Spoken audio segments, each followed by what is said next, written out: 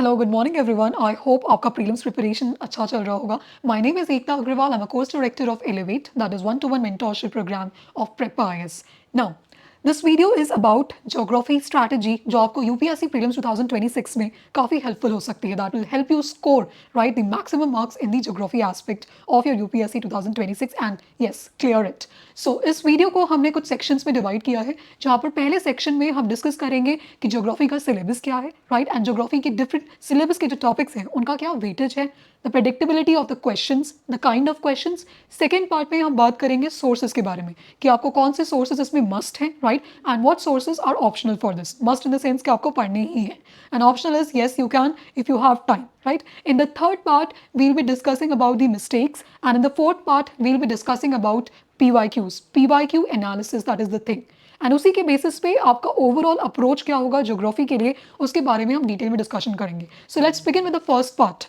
So geography is one subject, okay, which has been given consistently a weightage in the examination, right? So every year we can see that around 12 to 15 questions they have been asked. And मैंने आपको पहले भी बताया था economy strategy video में कि questions का number matter नहीं करता, रादर मैटर करता है कि क्वेश्चंस किस टाइप के होते हैं. For example the difficulty level.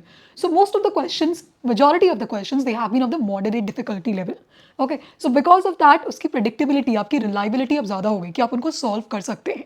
And the other important thing that you need to note is that it is not just the number of questions, rather it is also the type of questions, right? The type of questions in the sense that now when I'm talking about that's the moderate difficulty questions. Okay, so moderate difficulty questions, they have been the maximum number in the overall number of questions. And the second thing what we need to understand is that different varieties of questions are asked in this area, right? The first is related to the fundamental concepts. Okay, fundamental concepts in the sense कि for example tropical cyclones. Okay, when a question is asking about कि why in certain areas tropical cyclones are not formed. ठीक है, तो ये किस चीज़ के बारे में, ये कॉन्सेप्ट के बारे में ही है, बट यहाँ पर कॉन्सेप्ट का एप्लीकेशन हो रहा है, right? So this is the second type. Concept आपको पता है, कॉन्सेप्ट क्या है? Tropical cyclone, right? Tropical cyclone in itself is a concept. So direct question भी आ सकता है, like consider the following statements related to origin of tropical cyclones or the conditions necessary for the formation of tropical cyclones. जहाँ sea surface temperature की बात हो सकती है, ठीक है? And क्या हो सकता है? The first is right, sea surface temperatures, vertical wind shear के बारे में बात हो सकती है. So this is purely conceptual question. But जब मैंने ये पूछा कि एक particular latitude में why एक पर्टिकुलर लैटिट्यूड में क्यों ट्रॉपिकल साइक्लोन्स का फॉर्मेशन नहीं हो रहा है, तो मैंने उन कंडीशंस को अप्लाई किया एंड देन आई सेड क्योंकि ये कंडीशंस इस पर्टिकुलर लैटिट्यूड में एप्लीकेबल नहीं है, that is why tropical cyclones या नहीं बन रहे हैं. So majority of the questions if you see in the paper they have been in this two category, fundamental concepts and उन कॉन्सेप्ट्स का एप्लीकेशन. ये जनरली रिलेटेड है to the physical geography portion. Okay, physical geography in the sense of world plus India. Okay, basically the theoretical part, ये वही सारा part है जो आप फिजिकल ज्योग्राफी के फंडामेंटल्स क्लास 11 की एनसीईआरटी में पढ़ते हो, मैं उसकी बात कर रही हूँ, right? The physical geography, the section जिसमें लैंडफॉर्म्स आता है, क्लाइमेट आता है, oceanography, right, environmental geography etcetera. So basically conceptual angle पर फोकस करना है. जेट स्ट्रीम्स क्या है वो आपको पता होना चाहिए, tropical cyclones, temperate cyclones, western disturbances, right? This now the next type is the Indian geography, right? And world geography के जो क्वेश्चंस हैं they are mostly related to physical geography questions except the mapping part. Second category of questions जो हैं they are somewhat related to the mapping portion and somewhat related to the idea that उनका spatial location किस तरीके से है. So for example, most of the questions from Indian geography, for example, if you see from the topic of drainage, okay, आगे हम देखेंगे PYQs को detail में. So यहाँ जो PYQs है, previous year questions, drainage पे focused है. You need to know, for example, कि यमुना की tributaries कौन-कौन सी है, right? गंगा की tributaries कौन सी है, और maybe a particular river is given, it is passing through which of the following states, ठीक है? That is about drainage. Similarly, Indian physiography के बारे में पूछा गया है, right? Say mountain ranges, Himalayas के बारे में if they have asked, okay, they have given a list of the peaks and they are asking you to match it to the different ranges of Himalayas. So again, यहाँ पर हम किस चीज़ के बारे में टेस्ट कर रहे हैं? We are testing about the locations. So Indian geography में जो questions हैं mostly वो location oriented है. This has been the kind of questions from this area, right? And the third category of question is the map based questions. Okay, map based questions पे आपको दो type की locations के बारे में idea होना चाहिए, right? The first one is the current affairs में जो आपकी locations चल रही है.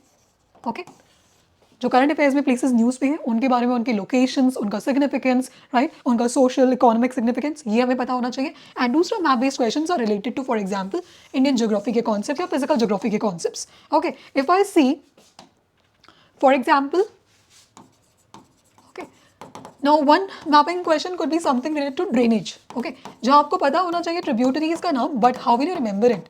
Okay, you will know this by knowing the mapping of the particular region, the drainage system. Okay, similarly अगर मैं बात कर रही हूँ volcanoes के, okay, so volcanoes में यहाँ पे नाम लिखा हुआ है different and here the locations are given. So basically ये हो सकता है कि current affairs में से कोई एक पे किसमें किया गया हो, बाकी के आप static general as an examples NCERT में आपने पढ़े होंगे या GC Leong में आपने पढ़े होंगे, right? So ये आपकी थर्ड कैटेगरी ऑफ क्वेश्चंस है.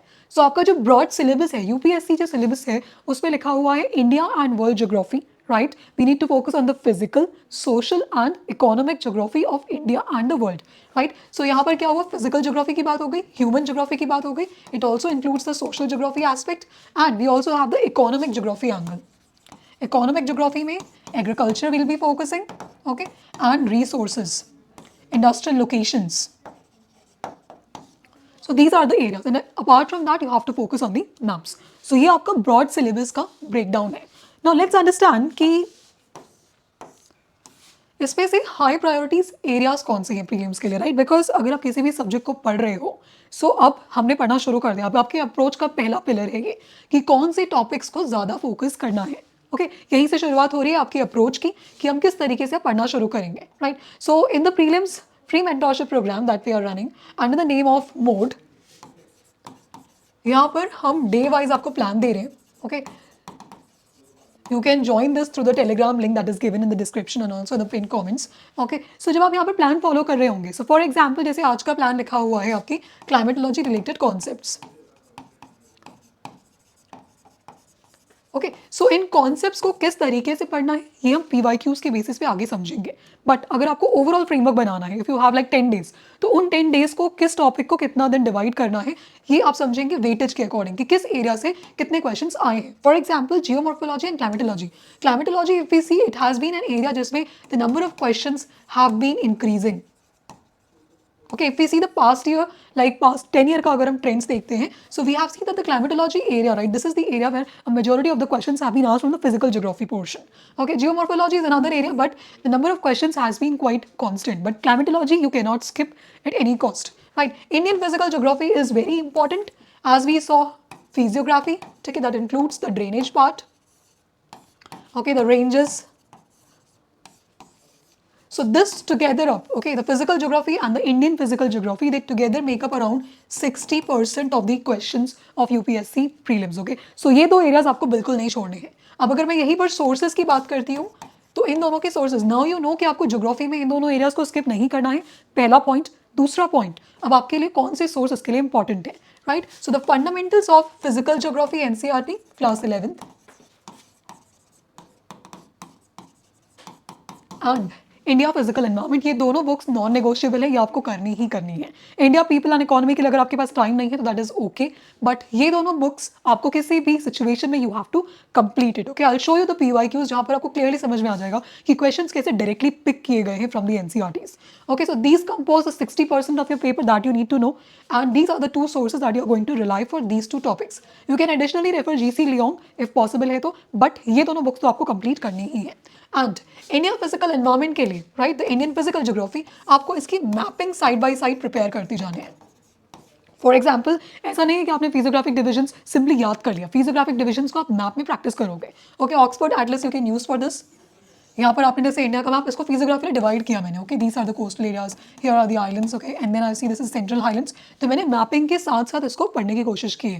When I am talking about the drainage, तो रिवर्स की ट्रिब्यूटरीज आप ड्रॉ करके प्रैक्टिस करेंगे. Okay, so that you need to remember कि लेफ्ट टू राइट अगर मूव करते हैं तो कौन सी ट्रिब्यूटरीज है, राइट टू लेफ्ट में कौन सी ट्रिब्यूटरीज हैं, ये आपको पता होना चाहिए, right. The third part is the agriculture. Okay, agriculture, resources and industries. This combines your economic geography portion. So इन तीनों एरियाज में अगर आप बात करेंगे तो agriculture is one of the most important area. आपके पास रिसोर्सेज पढ़ने का टाइम नहीं बचा हुआ है, दैट्स फाइन, आप इकोनॉमिक सर्वे में भी ये चीज़ें पढ़ेंगे. ओके, वहाँ से भी आपके क्वेश्चंस वो सॉल्व हो जाएंगे. इकोनॉमिक सर्वे यहाँ भी यूजफुल है, इसलिए मैं आपको रिसोर्स के तौर पे वो भी बताऊंगी. Agriculture is one area which you can not ignore at any cost. So ये वो थर्ड एरिया है जो आपको पढ़ के जाना ही है. ठीक है, किस तरीके से पढ़ना है हम PYQs के बेसिस पे डायरेक्टली समझेंगे.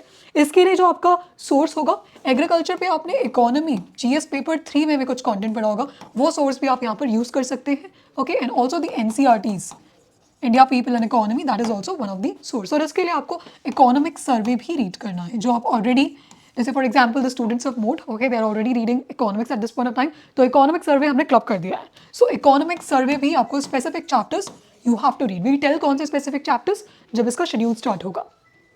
Population and settlement, now this is the human geography portion.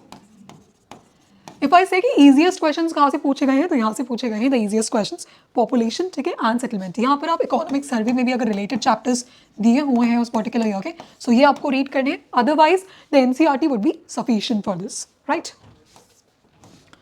Right, so if we go this as per the trends, okay, you can see that, for example, climatology, okay, this is a trend of the like past 10 years of the basis of it. So climatology, they have asked around like 15 questions.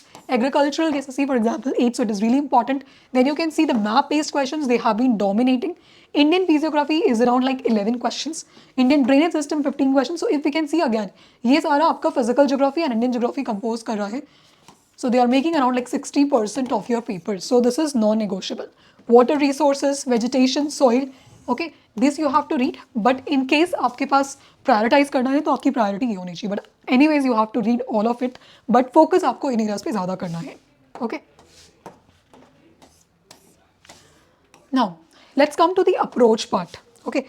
Now we know that कि now हमें पता है कि PYQs किस तरीके से पूछे गए हैं, कौन से फोकस एरियाज हैं. Let's come to the section that is approach. आपका रीडिंग अप्रोच क्या होगा, स्टार्टिंग अप्रोच क्या होगा. ओके, सो सबसे पहला आपको स्ट्रॉन्ग फाउंडेशंस बिल्ड करने हैं. उसका सिंपल सा रीजन ये है क्योंकि एग्जाम में जो क्वेश्चंस मेजॉरिटी पूछे गए हैं they are either like conceptual questions, okay, और the other kind of questions that have been asked is conceptual, that is concept application questions. So ये क्वेश्चंस ऐसे क्वेश्चंस हैं जो जब तक आपका फाउंडेशन स्ट्रांग नहीं होगा आप नहीं बना सकते. इसमें आप कोई गेस वर्क नहीं कर सकते या आप इसको सिंपली छोड़ भी नहीं सकते. Because if you are serious about prelims, right, not only 2026 but also 2027, तो ये तो आपसे एक्सपेक्टेड ही है. ठीक है, तो फाउंडेशन के लिए हमने बताया NCERTs. Okay, that is sufficient for this. Now what we need to do, we need to master the previous year questions again. Here for what, 2 to 3 reason. सबसे पहली चीज, बहुत सारे क्वेश्चंस एग्जैक्टली रिपीट भी हुए हैं. सो अगर same question let's say for example 2024 में आता है और सेम 2025 में आ गया, अगर आपको उसका आंसर नहीं पता है और किसी और को पता है तो आप हो सकता है कि रेस से बाहर निकल जाए. क्योंकि एक क्वेश्चन बहुत इंपॉर्टेंट है, बहुत मैटर करता है प्रीलिम्स के लिए. ओके, सो यहाँ पर हमें बात करनी है ताकि जो एग्जैक्ट रिपीटेशंस हो रहे हैं या सिमिलर रिपीटेशंस हो रहे हैं we are able to solve it.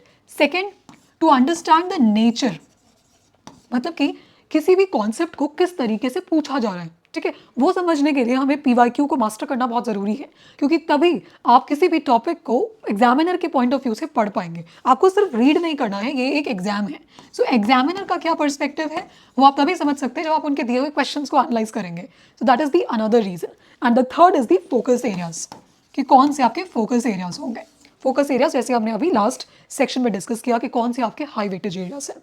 Right, the third aspect, because जैसे हिस्ट्री होती है, right, history is a temporal subject जिसमें फ्रेमवर्क क्या होता है, टाइमलाइन. हम हर चीज़ बोलते हैं ना कि टाइमलाइन याद करते हैं, किस टाइम के बाद कौन सा एम्पायर है, कौन सी डायनेस्टी आई. तो यहाँ पर geography is a special subject. Okay, so जो भी चीज़ें आप पढ़ रहे हैं, इट इज़ नॉट दैट कि मैपिंग के लिए आपको अलग से टाइम निकालना है, रादर मैपिंग आपकी साइड बाय साइड चलती रहनी चाहिए. ओके, सो फॉर एग्जाम्पल अगर मैं ड्रेनेज सिस्टम पढ़ रही हूँ या लेट्स से मैं वोल्केनोज पढ़ रही हूँ तो मैं साथ साथ वर्ल्ड मैप पे वोल्केनोज का लोकेशंस देखूंगी. एक्टिव वोल्केनोज की बात करूँ सो कहाँ कहाँ पर एक्टिव वोल्केनोज हैं, ठीक है, कहाँ पर डोमिनेंट वोल्केनोज हैं. एंड साथ ही साथ मैं उसको रिलेट करते जाऊँगी कि आगे कन्वर्जेंट बाउंड्री से एसोसिएटेड है, ये डाइवर्जेंट बाउंड्री से एसोसिएटेड है, ट्रांसफॉर्म बाउंड्रीज पे वोल्केनोज आ सकते हैं या नहीं, tell me in the comments. Right, so yes, so मैं साथ ही साथ एसोसिएशन कर रही हूँ. So basically what I am doing, मैं यहाँ पर 2 मैप्स अपने माइंड में विजुअलाइज कर रही हूँ. Okay, one map is related to the boundaries, okay, the plate boundaries. Second map मैंने यही साथ साथ विजुअलाइज किया about the volcanoes. So what do I get out of it, for example the Pacific ring of fire. Okay, I know अब वहाँ पर किस type की बाउंड्रीज हैं. ओके, कन्वर्जेंट बाउंड्री है, डाइवर्जेंट बाउंड्री है, तो मुझे पता चल गया कि क्यों यहाँ पर वोल्केनोज है और क्यों किसी स्पेसिफिक चेन में अर्थक्वेक्स है.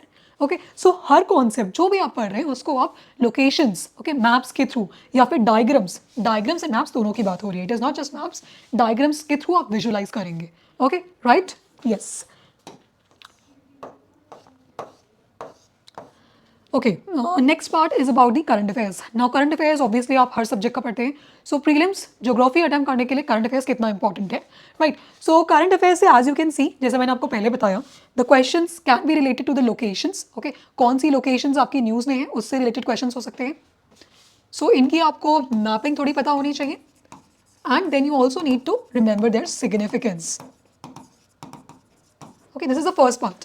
Then something related to climate and environment that can be asked in your paper. Okay, and disaster related questions. These are the three themes, right? And for example, there's a volcanoes. That's a static theme. कोई specific volcano that was in news, so it makes volcanoes a potential theme that can be asked in your prelims. So आपको themes का भी पता चलता है कि कौन सी theme से क्वेश्चन आने का चांस है क्योंकि कोई चीज़ न्यूज़ में थी. ठीक है, that one particular news item can be one of the statements. Okay, so मेरा बस यहाँ पर आपसे ये सजेशन है कि जब भी आप करंट अफेयर्स कर रहे हो, इसके लिए सोर्स क्या होगा, वन क्वेश्चन. आप कोई भी एक मंथली मैगजीन जो आप फॉलो कर रहे हैं that you can use apart from the newspaper that you have been reading. So static के साथ इसको मैप करते हुए पढ़ते जाओ. ओके, ऐसा नहीं होना चाहिए कि आपने मैगजीन अलग पढ़ ली है, स्टैटिक बाद में पढ़ रहे हैं, ऐसा नहीं होना चाहिए. अगर आप वॉल्केनोस पढ़ रहे हैं तो लास्ट 6-7 मंथ्स में कुछ उससे न्यूज़ में था क्या, ये आपको पता होना चाहिए. आप अर्थक्वेक्स पढ़ रहे हो, कुछ न्यूज़ आइटम उससे रिलेटेड थी क्या 6 to 7 मंथ्स में. आपको इस तरीके से मैप करते हुए पढ़ना है और अल्टीमेटली जो आपके नोट्स है उसी में current affairs angle you will be adding. Okay, I will be coming to the note making part at the last, जब मैं आपको PYQs एनालिसिस बता दूंगी. उसके बाद मैं आपको बताऊंगी कि किस तरीके से आपको अपने फाइनल रिविजन नोट्स बनाने हैं.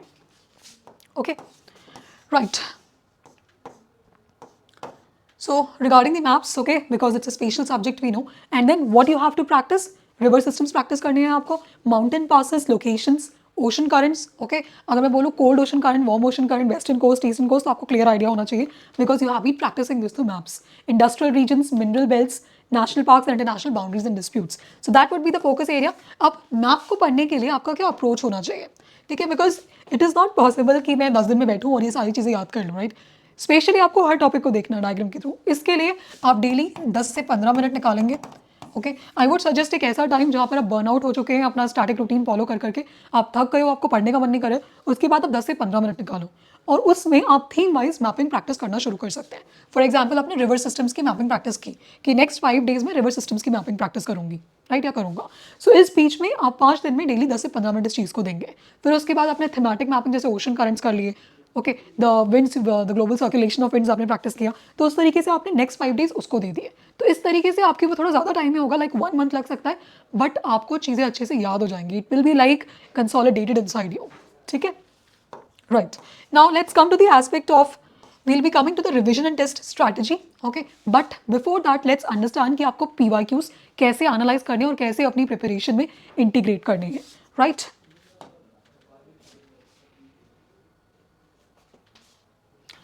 Okay, so now we'll be talking about the analysis of PYQs, okay, and how you have to integrate this inside your preparation.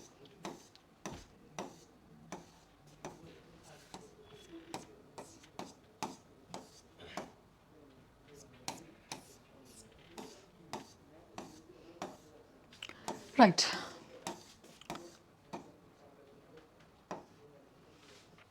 Okay, so let's start from this, okay. Now here, what is the question saying? This question was asked in 2013, okay. Now what is the question saying is that during a thunderstorm, the thunder in the skies is produced by the, now what they have given us 3 statements. So again, ये कौन से category का question हो गया? It is a conceptual question. Okay, आपको यहाँ पर concept पता होना चाहिए कि कौन सी चीज़ों की वजह से थंडर प्रोड्यूस होता है स्काई में. This is one type of question that you have to remember, right. If I come to the next kind of question, for example,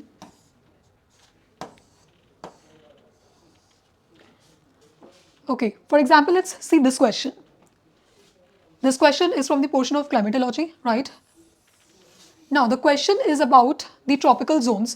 What it is saying, the western sections of the oceans are warmer than the eastern sections. Now मैंने बात की थी किस चीज़ की, पहली चीज़ मैंने बोला कि विजुअलाइज करना है चीज़ों को, ठीक है. जब मैं इस क्वेश्चन को पढ़ रही हूँ तो मेरे दिमाग में ऑलरेडी यहाँ पर एक मैप बन जाना चाहिए, एक लोकेशन बन जानी चाहिए. For example, if I am talking about tropical zone, the western sections of the oceans they are warmer than the eastern sections owing to the influence of trade winds. Okay, so trade winds यहाँ move करती है, we know this in the tropical latitudes. Okay, now ये किस type का question है? This is a concept application question.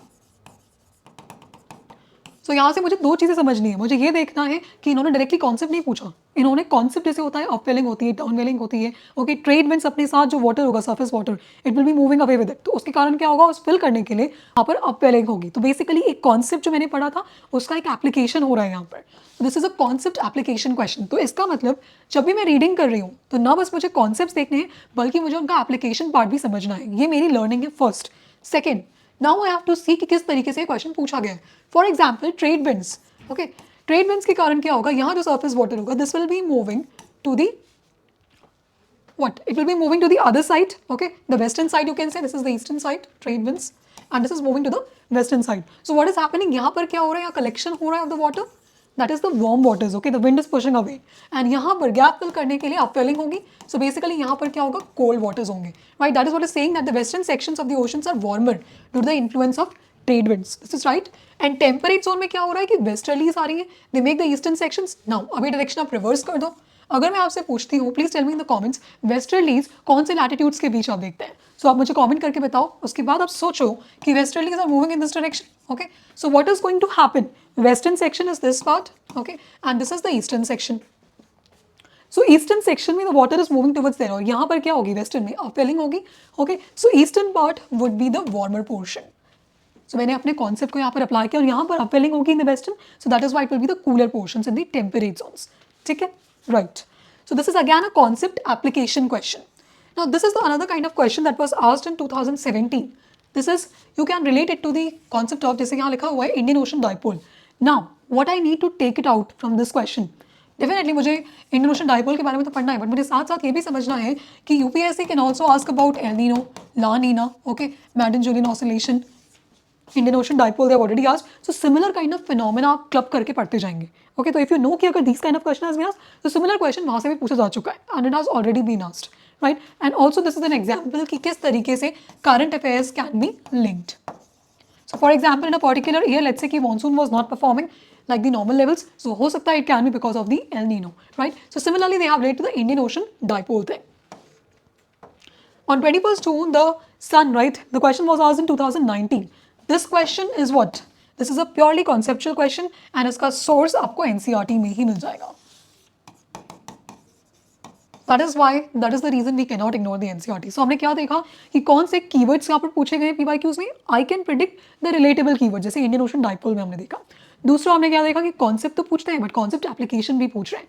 सो जब आप chapter पढ़ रहे हो, फॉर एग्जांपल जेट स्ट्रीम्स पढ़ रहे हो या ट्रॉपिकल साइक्लोन्स पढ़ रहे हो, तो आप सिर्फ ट्रॉपिकल साइक्लोन को एज अ कॉन्सेप्ट में देखो या जेट स्ट्रीम्स को एज अ कॉन्सेप्ट में देखो कि वो क्या है, राइट? हाई स्पीड विंड से नैरो बैंड्स में फ्लो करती है, ठीक है, वेवर होती है, बट इसके अलावा what are the conditions associated with it, उसका क्या इम्पैक्ट होता है on the local climate, local weather. आपको उस तरीके से इस चीज़ को देखना है क्योंकि वो एप्लीकेशन पूछ सकते हैं, राइट?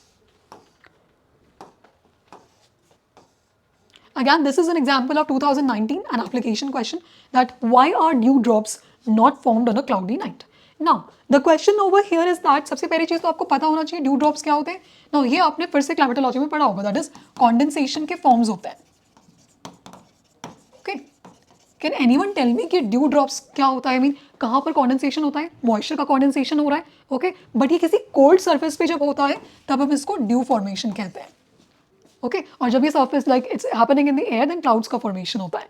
सो अब यहाँ पर पूछ रहा है question is why are dew drops not formed on a cloudy night. ठीक है, the question is not about dew drops in general, the concept is not about asked, rather उसके फॉर्मेशन के बारे में बात हो रही है. So again it is a kind of applied question.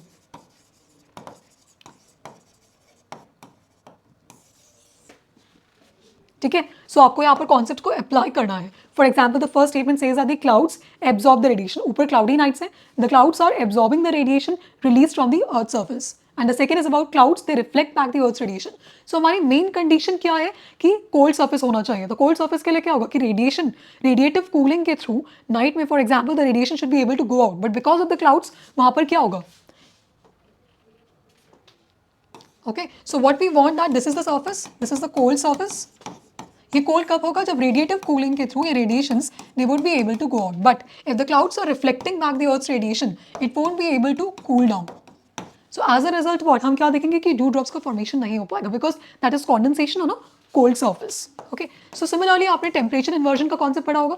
Temperature इन्वर्जन्स, एक कॉन्सेप्ट क्वेश्चन ये हो सकता है कि what is temperature inversion. Okay, the second kind of question is that कि under which type of conditions temperature inversion can not occur और under which conditions temperature inversion can occur. Other applied question can be कि वो किसी specific location का example आपको दे देंगे and फिर वो बोलेंगे कि यहाँ पर temperature inversion is a very regular phenomena, common phenomena, which of the following conditions is possible for this. So again क्या हो रहा है? एप्लीकेशन हो रहा है.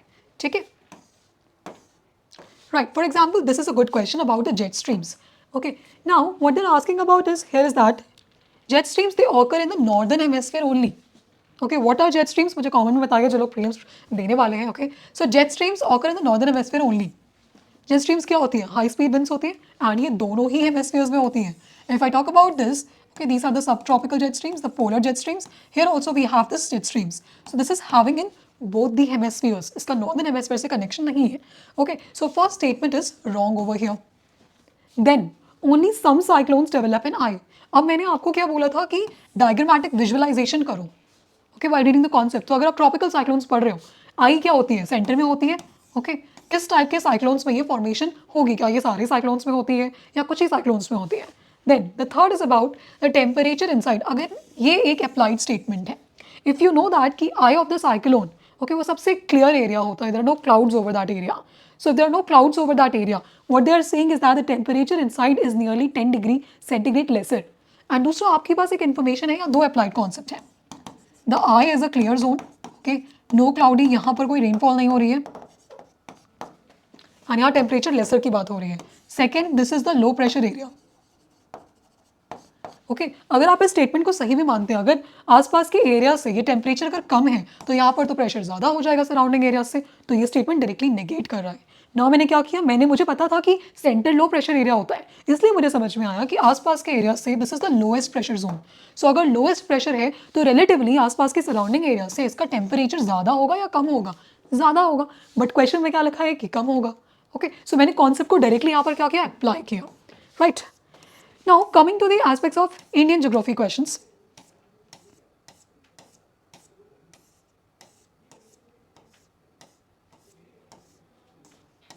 Right. Now, this was asked in 2024. Okay. This is also from the question of like climatology sahi question hai. Rainfall is one of the reasons for weathering of rocks. Now, what they have done is that climatology plus you can say geomorphology both are linked in this topic. Okay. Now, they're asking it in the terms of statement and explanation terms. Rainfall is one of the reasons for weathering of rocks. Okay, is it correct or incorrect? We'll see it. But इसको approach क्या हो गया आपको solve करने की? whenever you are seeing any statement based questions, see it factually वो correct है या इनकरेक्ट है, आपका पहला स्टेप होना चाहिए. Right, is one of the reasons.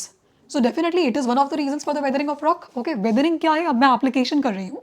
Second, rainwater contains carbon dioxide in solution.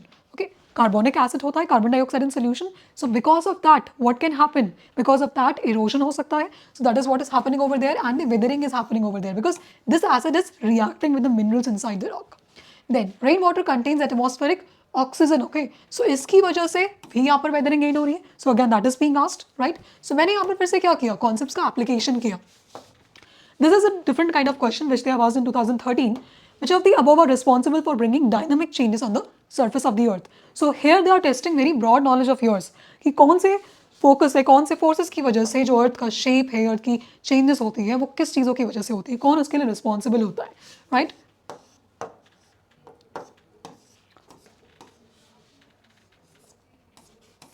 Now let's come to the questions from the Indian geography portion. Okay. But before that, we can also see the agricultural aspect. Agriculture is also one area which I said which we cannot ignore at any cost. Okay, now अब देखिए, पहली चीज़ होती है PYQ analysis. हम क्यों करने बोल रहे हैं, उसका पहला रीज़न ये है कि आपको पता होना चाहिए जैसे एग्रीकल्चर है, मुझे उसमें से पढ़ना क्या क्या है. फॉर एग्जाम्पल आप क्वेश्चन देखो, consider the following states. The state given is Andhra Pradesh over here. ठीक है. देन यहाँ पर 2-3 और स्टेट्स का नाम लिखा हुआ है. उसके बाद क्वेश्चन क्या पूछ रहा है कि इनमें से which are the tea producing states. मतलब कि मुझे क्या ध्यान रखना है, the different crops which are there. For example rice, wheat, ठीक है, टी की बात हो रही है, कॉफ़ी की बात हो रही है. आई नीड टू नो कि इंडिया में ये कहाँ कहाँ ग्रो किए जाते हैं, which are the main cropping regions और the production areas for this. So इस क्वेश्चन से मुझे ये इन्फॉर्मेशन मिली कि मुझे इस तरीके से क्रॉप्स को पढ़ना है. राइट, कि क्रॉप्स में कहाँ कहाँ पर कौन से स्टेट्स में वो ग्रो हो रहे हैं. मेरे लिए आपको रीजन याद रखना है क्योंकि आप उसको फिजियोग्राफी क्लाइमेट से रिलेट करके पढ़ेंगे. Similarly they have asked about कि किस पर्टिकुलर क्रॉप के अंदर कौन सा एरिया सबसे ज़्यादा है.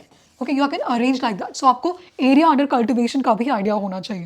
And good source for that can be economic survey पे यहाँ पे देख सकते हैं. सो मुझे पता चला कि मुझे किस टाइप के क्वेश्चन या किस टाइप के थीम प्रिपेयर करनी है. Here they're asking one conventional a conceptual thing. Permaculture farming is different from conventional chemical farming. Similarly they have asked about zero tillage etcetera. Now palm oil. Now this is a theme which was picked up due to the reason that it was in news during that period. palm oil, it's native to which region? Okay, is it a raw material for some industries? And can it be used to produce biodiesel? It was in news during that time, so that was picked.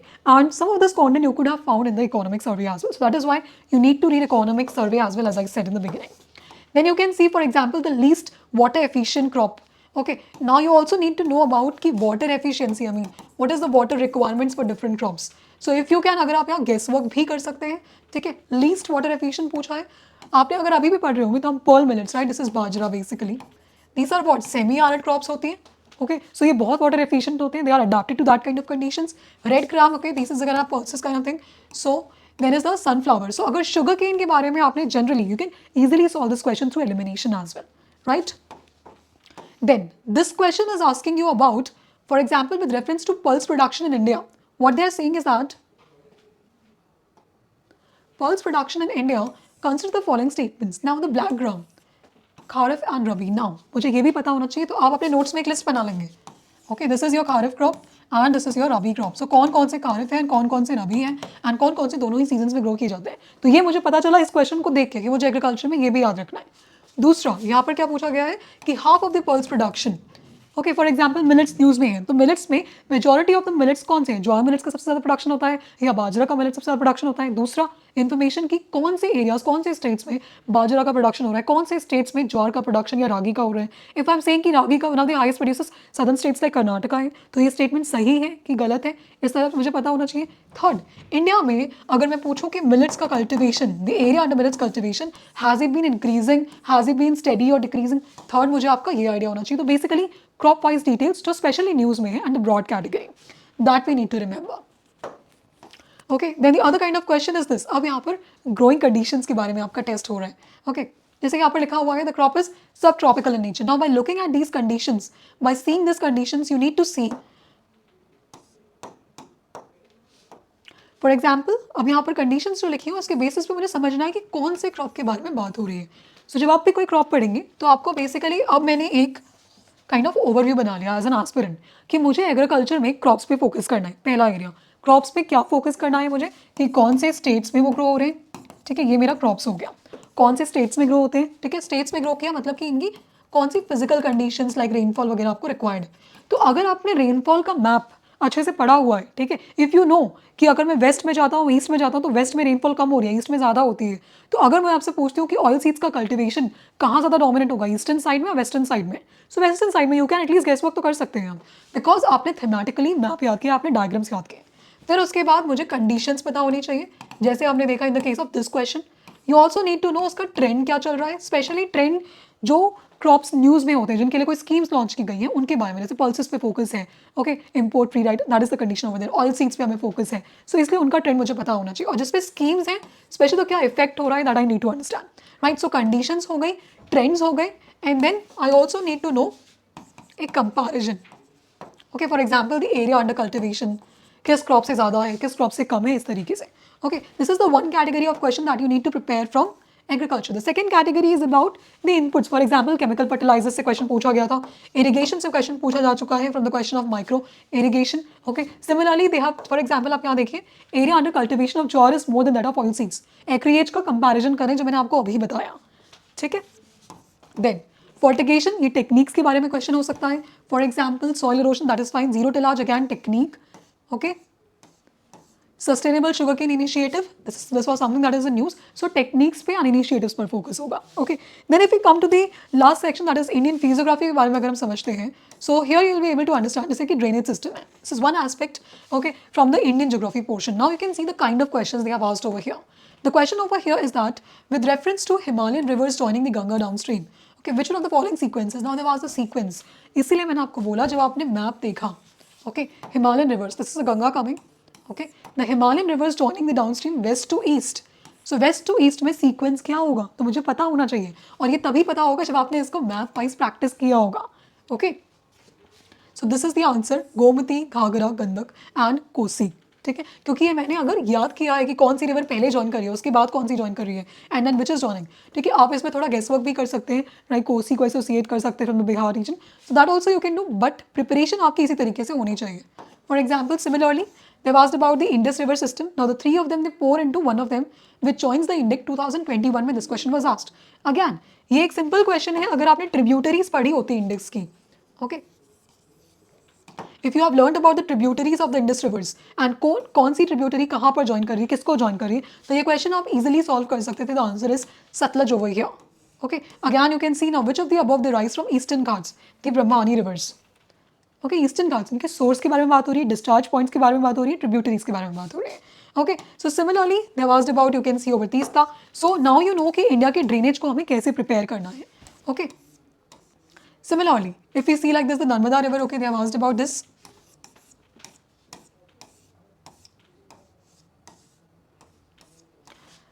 Also, let's see about human geography. Now, human geography में what they have asked, like a comparison has been asked over here.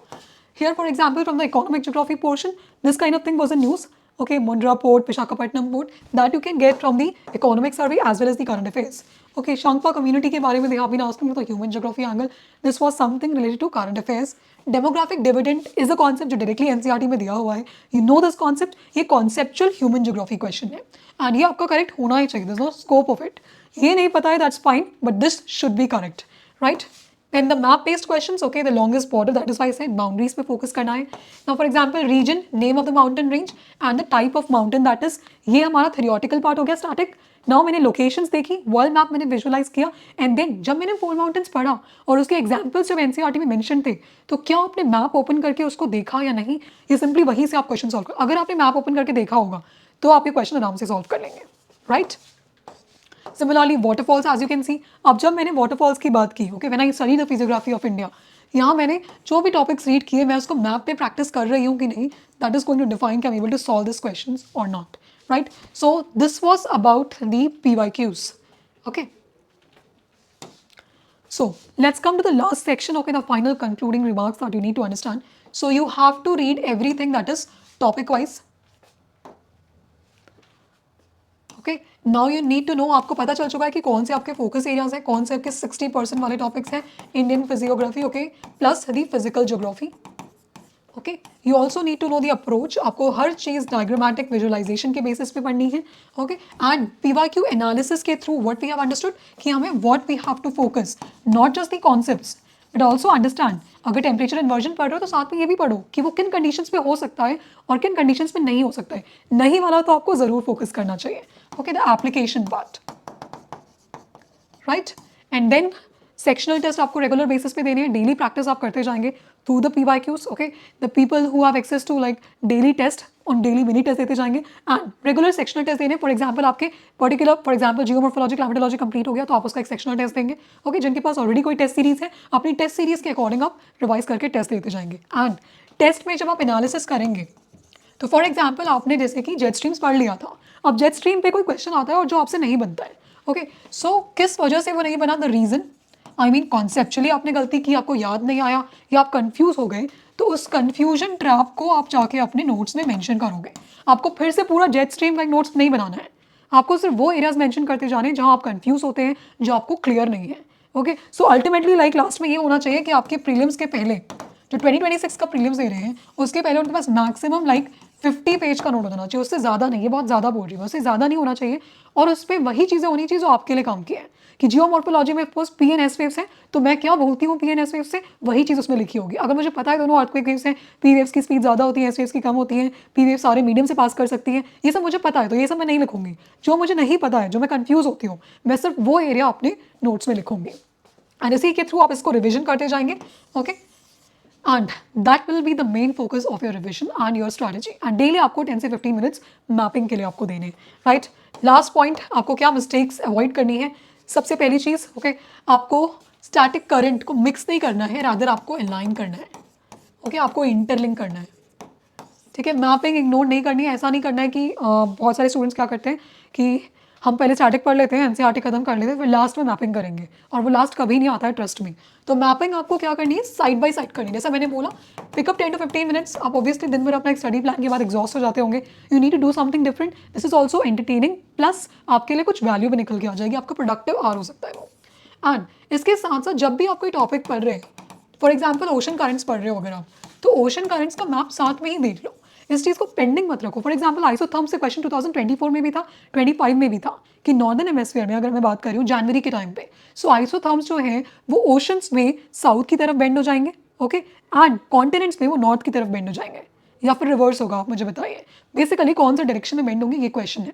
सो ये question आप नहीं solve कर सकते अगर आपने isotherms का जो डायग्राम है जो एनसीईआरटी में दिया हुआ था वो आपने अगर ध्यान से नहीं देखा, आपने देखा ही नहीं कि कहाँ पर वो किस तरीके से बेंड हो रहे हैं और क्यों हो रहे हैं। जनवरी में it's the winter hemisphere, right, northern hemisphere. So अगर हम लैंड की बात करेंगे तो वो जल्दी ठंडा हो जाएगा, ओके। सो आइसोथर्म्स जो होंगे वो इक्वेटर वर्ड्स बेंड करेंगे, दैट इज साउथ की तरफ बेंड करेंगे, because cold conditions would be pushing downwards. So ये मैं क्यों बता पा रही हूँ, क्योंकि मैंने आइसोथर्म्स का मैप देखा था, मैंने समझा उस चीज़ को। सो आप साइड बाय साइड ही इस चीज़ को करते जाएंगे, डोंट कीप इट पेंडिंग। और मैप्स के लिए आप सेपरेट एक नोट्स बना सकते हैं, ये टोटली वर्थ इट होगा। इसमें अगर आपका टाइम लग भी रहा है that is worth it, totally worth it, trust me on this. And सिर्फ रीड करते जा रहे हैं बिना रिविजन के, ये नहीं करना है। आज जो मैंने पढ़ा, कल सुबह जब मैं नया टारगेट स्टार्ट करूंगी तो उसके पहले मैं कल वाली चीज़ों को रिवाइज करूंगी जो मैंने क्विक नोट्स बनाए थे, वेयर आई गेट कंफ्यूज, उसके बाद मैं दूसरे टॉपिक्स पे मूव करूंगी, ओके। मोर में भी जो स्टूडेंट्स हैं वो भी यही फॉर्मेट यूज़ करेंगे, राइट, ओके। सो फोकस करना है प्रीलिम्स पे, क्योंकि प्रीलिम्स ओरिएंटेड रीडिंग होनी चाहिए। देन याद रखना कंसिस्टेंसी इंपॉर्टेंट है, ज़्यादा बुक्स नहीं पढ़नी है, वॉल्यूम इंपॉर्टेंट नहीं है, and geography is a scoring area, right, so you have to focus on this, right. So अगर आप कंफ्यूज हैं एंड आप यूपीएससी प्रीलिम्स 2026 दे रहे हैं, राइट, अगर आप कंफ्यूज हैं कि आपको डेली कौन सा टॉपिक पढ़ना चाहिए, कैसे मैं ज्योग्राफी को या इकोनॉमिक्स किसी भी सब्जेक्ट को एक प्रॉपर शेड्यूल में डिवाइड करूँ, so if you are facing that issue, so you can join our free mentorship initiative by the name of Mode, and for that you have to join. The link is given, the telegram group is there, right, so the link is given in the description as well as in the pinned comments. You can join that link, आपको काफ़ी चीज़ें clear हो जाएंगी, consistency build होगी, and साथ में आपका जो शेड्यूल है कि आपको 10 दिन देना है फॉर एग्जाम्पल ज्योग्राफी के लिए, तो कैसे आप 10 दिन में पूरी ज्योग्राफी को डिवाइड करेंगे, एंड देन कैसे प्रैक्टिस करेंगे, 10 दिन के बाद आपको एक टेस्ट भी देना होगा, एंड बीच में will be also providing the other insights as well. So if you want that support, please join the group. The link is given in the description as well as in the comments. So I hope that was useful. So please prepare your geography according to this analysis. Also, if you have any doubts, please reach out to us through the comments and also to the Telegram channel. Thank you.